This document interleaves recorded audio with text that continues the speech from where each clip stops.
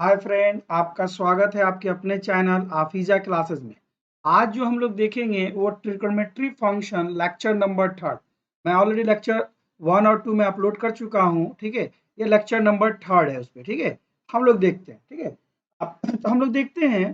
तो we can see that the one complete revolution from point P. अगर कोई आदमी इस पॉइंट पी से एक कंप्लीट रेवोल्यूशन लेता है, यानी पी से चलता है और पी पर वापस आ जाता है, come back to same point, यानी इस पी पॉइंट से अगर वो चलना शुरू करे और इस पी पॉइंट पर फिर वापस आए तो क्या होता है। तो देखिए, अगर मैं इस पॉइंट पी को यहाँ से थोड़ा ए से शुरू करता हूँ, तो अगर ए पॉइंट पे रहेगा, पहला ए से शुरू करें, तो ए पर रहेगा तो साइन ए का मतलब कि 0 डिग्री, 0 डिग्री। ए पर रहेगा तो साइन 0 डिग्री का वैल्यू 0। फिर वो पॉइंट बी पे आएगा, बी का मतलब 90 डिग्री यानी पाई/2। यहाँ पे आएगा तो साइन पाई/2 का वैल्यू हो जाएगा 1। अगर वो फिर पॉइंट सी पे आएगा, पॉइंट सी का मतलब हुआ पाई, अगर वो पाई पे आएगा तो साइन पाई का वैल्यू हो जाएगा 0। फिर थोड़ा सा उसको अपर कर लेता हूँ, थोड़ा अप कर लेता हूँ।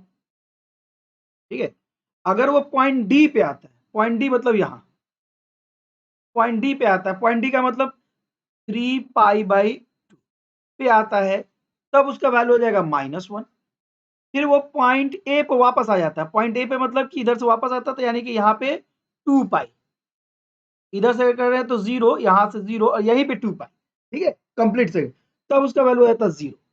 यानी कहने का मतलब ये टोटल टोटल अगर ये पूरा यहाँ से x का वैल्यू ऐसे कंप्लीट ऐसे घूमा जाए तो हो जाएगा 2 पाई। 2 पाई के बाद फिर वापस अगर ये ऐसे जाएगा, ये वापस ऐसे जाएगा, है ना, ऐसे वापस जाएगा, फिर वही वैल्यू रिपीट करेगा, फिर वही फिर वो बी पे पहुंचेगा, फिर वो उसका बी ए पे आएगा, ए पे फिर उसका 0 हो जाएगा, फिर बी पे आएगा, फिर उसका -1 हो जाएगा, फिर उसका सी पे आएगा, सी पे उसका फिर 0 हो जाएगा। यानी कि हर 2 पाई के बाद क्या होगा, उसका वैल्यू सेम रिपीट करेगा, एक कंप्लीट सर्किल के बाद उसका वैल्यू रिपीट करेगा। यानी ऊपर से नीचे 0 से लेकर 2 पाई आए तो उसका वैल्यू क्या होगा, यानी +2 पाई करने के बाद हर +2 पाई के बाद, अगर हर +2 पाई के बाद उसका सेम वैल्यू रिपीट करेगा। देखिए, इधर से चल रहा टक टक टक टक ऐसे चलता है चलता है चलता है चलता है, फिर इसी पॉइंट पे वापस आ जाएगा, फिर यानी 2 पाई कवर किया, फिर 2 पाई के बाद सेम वैल्यू रिपीट कर रहा है। अब उसको रिवर्स करते हैं, वो इधर से चले, ऐसे टक टक टक टक चलते चल जाए तो ये -2 पाई, अगर इधर रिवर्स चलता -2 पाई के बाद फिर उसका वैल्यू क्या करेगा, रिपीट करेगा।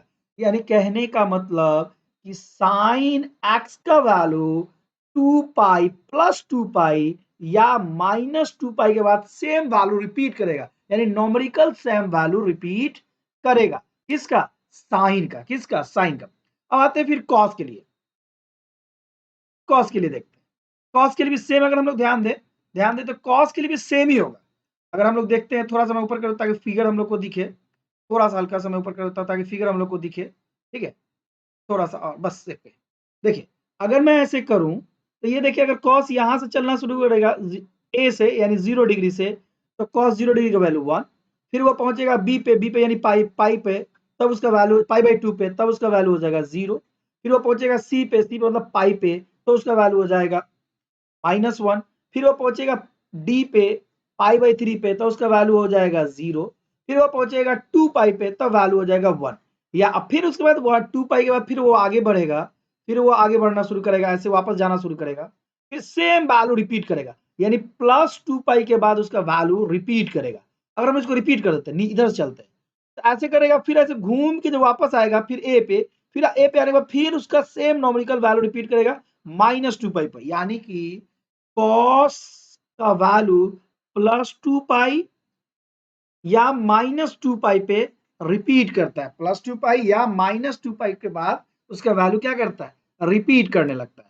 ठीक है, उसका वैल्यू क्या करने लगता है, रिपीट करने लगता है। ठीक है, इसी को बुक में लिखा गया है, therefore we observe that x मतलब एंगल, एंगल का वैल्यू इन डिग्री में इंक्रीजेस और decreases by any interval integral multiple of 2 pi, यानी 2 पाई का अगर मल्टीपल करते जाएंगे तो उसका वैल्यू जो होगा वो जो होगा इंक्रीज और डिक्रीज होगा, और सेम वैल्यू आफ्टर हर 2 पाई के बाद उसका साइन और कोसाइन का जो होगा functional value, function do not change यानी उसका वैल्यू चेंज नहीं, यानी अगर बोला जाए मैं साइन एक्स लिखूं, अगर कोई आदमी ऐसे लिखता है, ऐसे लिखता है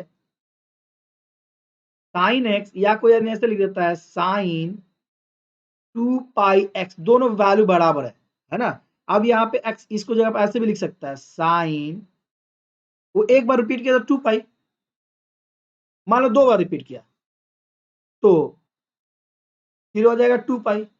मान लो जितनी बार रिपीट करेगा उतना, यानी कि 2 पाई, मान लीजिए एन बार रिपीट किया, एन प्लस एक्स, इसका वैल्यू हो जाएगा साइन एक्स ही हो जाएगा। यानी इसी चीज को मैंने यहां लिखा है sine x is equal to sine 2 pi plus x, sine 2 pi plus, या साइन एन, अगर एन बार वो रिपीट करता है, एन सर्किल बनाता है, 2 pi plus n plus x, ये एक्स है ना, ये एक्स है, ठीक है। यानी इसी चीज को हम लोगों ने यहाँ पे लिखा है, यहाँ पे लिखा है sine 2n pi plus x is equal to sine x, जहां पे ये एन जो है, ये एन जो है, ये एन, ये जो है कोई इंटीजर है। यानी कहने का मतलब मेरा एक फार्मूला आया कि अगर हम लोग ऐसे लिख दें sine 2n pi plus x is equal to sine x होगा, ठीक है। तो ये वैल्यू क्या हो जाएगा, साइन एक्स हो जाएगा। सेम उसी तरह, सेम उसी तरह कॉस के साथ भी होगा, सेम उसी तरह कॉस के साथ भी होगा, है ना। कॉस एक्स लिखो या कॉस 2 पाई प्लस एक्स लिखो, बात इक्वल है, या cos n 2 pi plus x लिखो, बात एक ही है, या cos 2n pi plus x is equal to cos x. क्यों, क्योंकि ये 2 पाई पे ये दोनों 2 पाई के इंटरवल पर वैल्यू सेम आ जाते हैं, 2 पाई के इंटरवल पर वैल्यू क्या आ जाते हैं, सेम आ जाते हैं। इसलिए आप ऐसे लिखिए चाहे ऐसे लिखिए, बात बराबर होता है, ऐसे लिखिए चाहे ऐसे लिखिए, आपका बात बराबर होती है। अब एक चीज देखते हैं, अगर हम लोग ध्यान दें तो हम लोगों ने देखा साइन 0 डिग्री का वैल्यू 0, साइन पाई का वैल्यू 0, साइन 2 पाई का वैल्यू 0। मैं साइन 0 डिग्री को लिख सकता हूं साइन 0 इंटू पाई, फिर मैं लिख सकता हूं साइन पाई को साइन 1 इंटू पाई, फिर मैं पाई साइन को लिख सकता हूं साइन 2 पाई को साइन 2 पाई।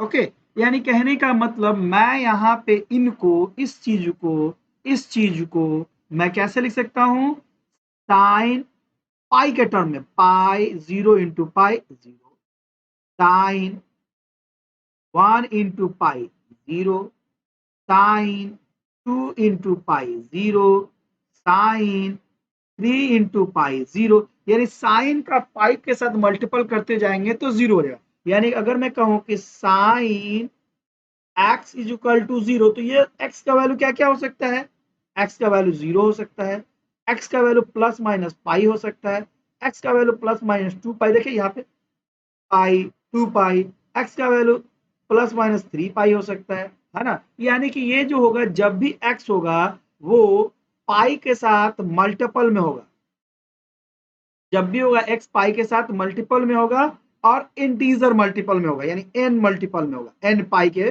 फॉर्म में होगा। यानी अगर मैं इसको ऐसे लिख दूं sine x is equal to 0, और ये एक्स जो होगा basically x is equal to n pi, तो मैं इसको ऐसे लिख सकता हूं sine n pi is equal to 0। इसी चीज को मैंने यहां लिखा है sine n pi equal to 0, जहां पे एन जो है कोई इंटीजर है। तो जब भी साइन एन पाई रहेगा तो इसका मतलब हुआ कि उसका वैल्यू, जब भी मैंने ऐसे लिखा sine n pi is equal to 0, तो ये 0 होगा जब भी साइन, और यहाँ पे एन जो होना चाहिए वो इंटीजर होना चाहिए, तब ये वैल्यू होगा, प्लस या माइनस से मतलब नहीं, इंटीजर होना चाहिए। तो sine n pi is equal to 0 हो जाएगा, sine n pi equal to क्या हो जाएगा, 0 हो जाएगा, ठीक है। ये हो गया हम लोग का। अब आते हैं कॉस का, देखते हैं इसका देखते हैं कॉस। अगर आप कॉस का देखिए तो देखिए cos pi by two is equal to 0, cos 3 by 2 pi equal to 0, cos 5 by 2 pi equal to 0। ठीक है, यानी कि पाई के साथ कोई फ्रैक्शन 1/2, 3/2, 5/2 रहेगा तो कॉस का वैल्यू क्या होगा 0 0 0। यानी कहने का मतलब कि अगर कोई कहता है कि cos x is equal to 0, तो ये x का वैल्यू क्या होगा, x का वैल्यू होगा पाई के फ्रैक्शन में पाई बाई 2, इसके बाद 3 पाई बाई 2, ऐसे होगा, फ्रैक्शन में होगा। ठीक है, समझ में आ रहा है ना। तो यानी कहने का मतलब अगर cos x is equal to 0 है तो इस x का वैल्यू क्या होगा, प्लस माइनस पाई बाई 2 हो सकता है, प्लस माइनस 3 पाई बाई 2 हो सकता है, प्लस माइनस 5 पाई बाई 2 हो सकता है, इस तरह से चल सकता है। यानी कहने का मतलब कि यहाँ पे अगर मैं थोड़ा सा इसको नीचे आता हूं, यहाँ पे दो चीजें हम लोगों ने सीखा। एक चीज साइन के बारे में सीखा, क्या सीखा कि अगर sine x is equal to 0 है और cos x is equal to 0 है, तो ये x का क्या क्या वैल्यू हो सकता है। इस x का वैल्यू हो सकता है 0, plus minus pi, plus minus 2 पाई, ऐसे हो सकता है सो। और यहाँ x का वैल्यू हो सकता है plus minus pi by 2, 3 pi by 2, ऐसे हो सकता है, प्लस माइनस, है ना। अगर मैं इसका जनरल फॉर्म बना तो मैं इसको लिख सकता हूं साइन n, ये n है, n pi is equal to 0, जहां पे ये n जो है कोई इंटीजर है। ठीक है, और यहाँ पे अगर हम लोग लिखें, ठीक है, समझ में आ रहा है। यहाँ पे अगर मैं इसको थोड़ा फॉर्मूला डेवलप करूं तो cos 2n plus 1 pi by 2, तो ये भी होगा 0, और ये n जो होगा ये भी कोई इंटीजर होगा। यानी कि cos 2 pi plus 1 pi by 2, 2n plus 1 pi by 2 is equal to 0, जहां n जो है इंटीजर है, प्लस माइनस 1/2 ये सब, है ना। यानी कहने का मतलब अगर मैं थोड़ा सा इसको ऊपर लेके आऊं तो मैं ये कहने की कोशिश कर रहा हूं कि अगर मुझे एक फार्मूला डेवलप करना है जिसमें अगर मुझे एक फार्मूला डेवलप करना है जिसमें साइन 0 दिखाना है, किस किस एंगल पर साइन 0 होगा, तो मैं लिखूंगा कौन कौन, तो sine n pi equal to 0, जहां n जो है कोई भी इंटीजर है इस हर जगह पे, यानी n का 1 2 प्लस माइनस 1 2 कुछ भी कर सकते हैं। और cos का है मेरा वो है 2n plus 1 pi by 2 equal to 0। अगर इस कंडीशन में बैठ जाता है cos का कोई भी एंगल तो वो 0 होगा, और साइन का ये वाला बैठ जाएगा तो ये 0 होगा। तो इस तरह से हम लोगों ने देखा कि साइन का किस किस एंगल पर वैल्यू 0 होता है और कॉस का किस किस एंगल पर वैल्यू 0 होता है। इसका एक फार्मूला हम लोगों ने डेवलप किया। ओके, तो ये हमारा एक फार्मूला डेवलप हुआ। अब आते हैं इसके बाद नीचे में एक और आते हैं और नीचे में समझने की कोशिश करते हैं, है ना, और उसको देखने की कोशिश हम लोग करते हैं। ठीक है, वो क्या है कि अगर हम लोग जैसे जानते हैं, अगर आपको पता हो तो याद है कि 1/0 इज इक्वल टू होता है 0, 1/0 इज इक्वल टू होता है 0, मगर सॉरी 0/1, मैं गलत थोड़ा प्रोनाउंस कर गया, 0/1 जो होता है वो 0 होता है। यानी कि अगर मैं ऐसे लिखूं 0/5 0, 0/x 0, मगर 1/0 जो होता है नॉट डिफाइंड, जो मैंने यहां लिखा है, या 5/0 नॉट डिफाइन, या x/0 नॉट डिफाइन, तो इसको अपने दिमाग में रखेंगे कि 0/1 तो 0 होता है, मगर 1/0 जो होता है डिफाइन नहीं होता है। 1/0 जो होता है वो क्या होता है, डिफाइन नहीं होता। इसको हम लोग थोड़ा ध्यान में रखेंगे, समझेंगे।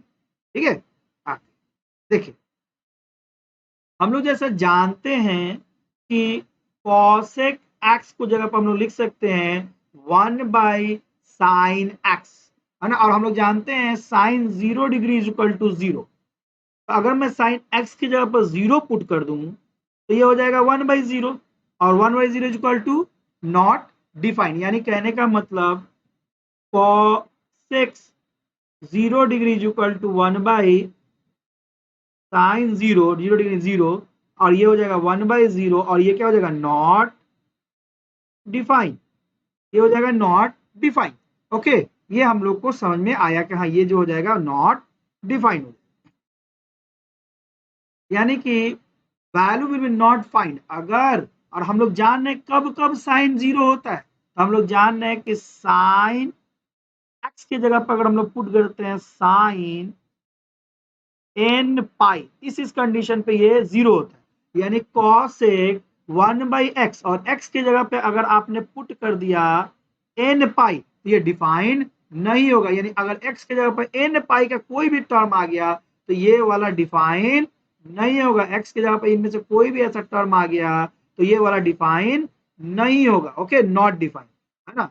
तो कॉसेक कब कब डिफाइन हो सकता है, जब जब x की जगह पर x not equal to n pi रहेगा तभी डिफाइन होगा, x इक्वल टू अगर एन पाई हो जाएगा तो ये नॉट डिफाइन होगा, और x equal to not equal to n pi रहेगा तो ये डिफाइन हो जाएगा। ठीक है, तो ये क्या हो जाएगा डिफाइन हो जाएगा। तो जहां जहां साइन 0 होता है उस कंडीशन में कॉस डिफाइन नहीं होगा, यानी कहने का मतलब अगर मैं ऐसे लिखूं कॉसेक 0 तो 1/sin 0 is equal to 1/0 not define. उसी तरह मैं लिखूं कॉसेक पाई तो 1/sin पाई, साइन पाई का वैल्यू होता है 0 तो नॉट डिफाइन। समझ में आ रहा है। उसी तरह मैं लिखूं कॉसेक 2 पाई और मैं लिखूं साइन 2 पाई तो 1/0 नॉट डिफाइन। अब आ रहे हैं दूसरे पे, ठीक है, अब आ रहे हैं दूसरे पे, है ना। दूसरा था सेक, सेक का जो होता है, सेक का वैल्यू होता है 1/cos, सेक का वैल्यू होता है 1/cos, ठीक है, सेक का वैल्यू होता है 1/cos, और 1/cos कब कब नॉट डिफाइन होता है, हम लोग जानते हैं cos कहाँ कहाँ, cos का वैल्यू अगर मैंने पुट कर दिया π/2, π/2 तो क्या हो जाएगा cos π/2 का पाई का वैल्यू क्या है 0, यानी अगर ये x की जगह पर 0 में मैंने पुट कर दिया तो ये नॉट डिफाइन होगा, ये क्या हो जाएगा नॉट डिफाइन हो जाएगा।